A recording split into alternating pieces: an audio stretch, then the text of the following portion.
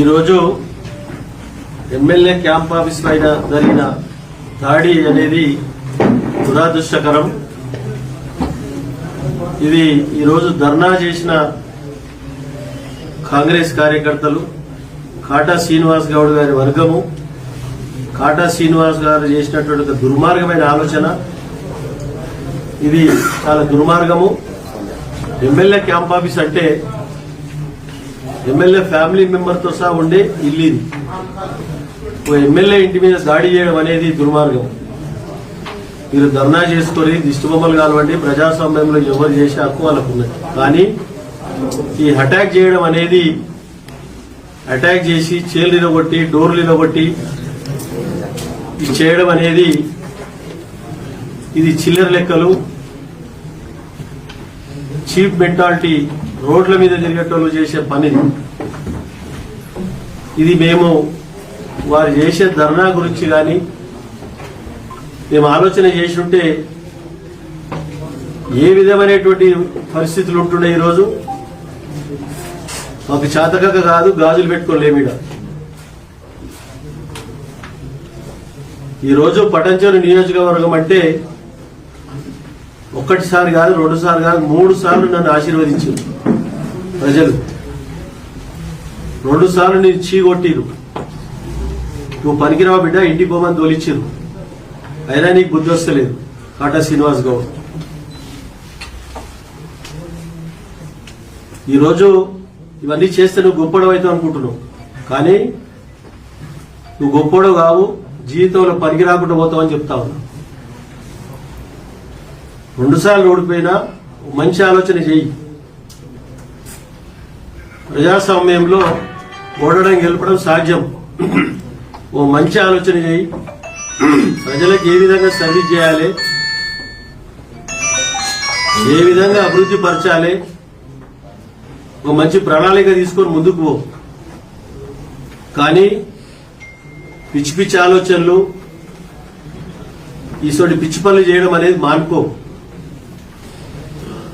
ఒకసారి సర్పంచ్ పది అప్పచెప్తే ట్రెజరీ అంతా మైనస్ చేసి, మైనస్ కాదు మిస్యూజ్ చేసిన కేసులో కోర్టుకు తిరుగుతా ఉన్న బిడ్డను. మామూలు సర్పంచ్గా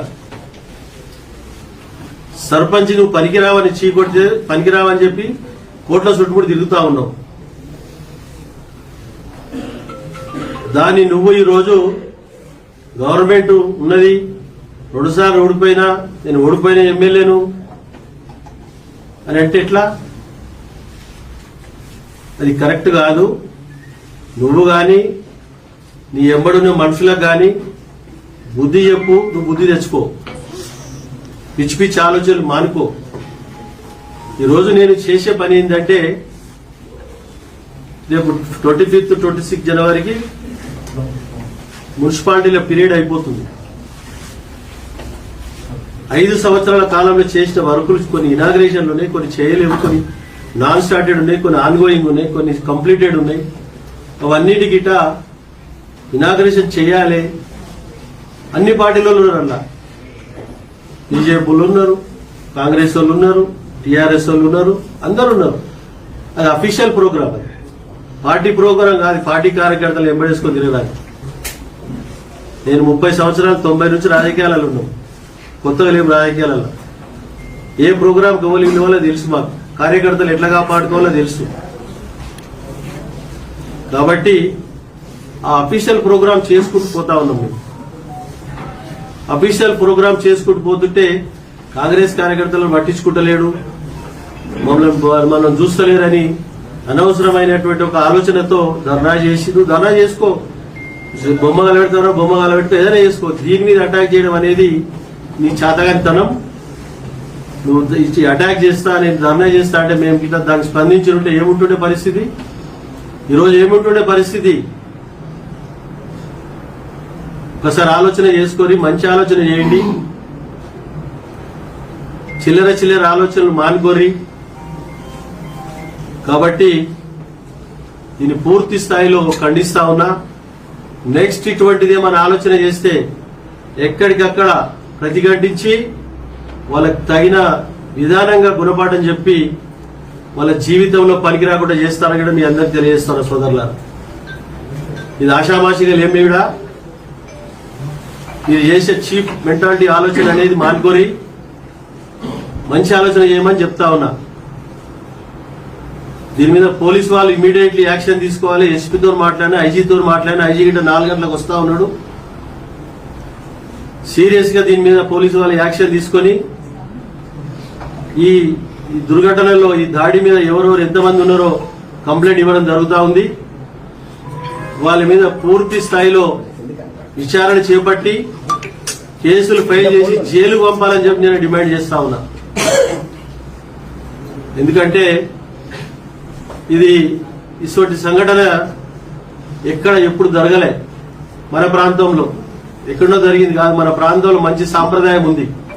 ఎలక్షన్ వరకే ఎలక్షన్ కొట్లాడతారు. దాని తర్వాత అంతా కలిసిమెలిసి అభివృద్ధిలో పార్టిసిపేట్ చేస్తారు, సమానంగా భాగస్వాములు అవుతారు. కానీ ఇటువంటి దుర్మార్గమైన ఆలోచనలు మానుకొని సీరియస్ గా పోలీసు వాళ్ళని నేను డిమాండ్ చేస్తా ఉన్నా.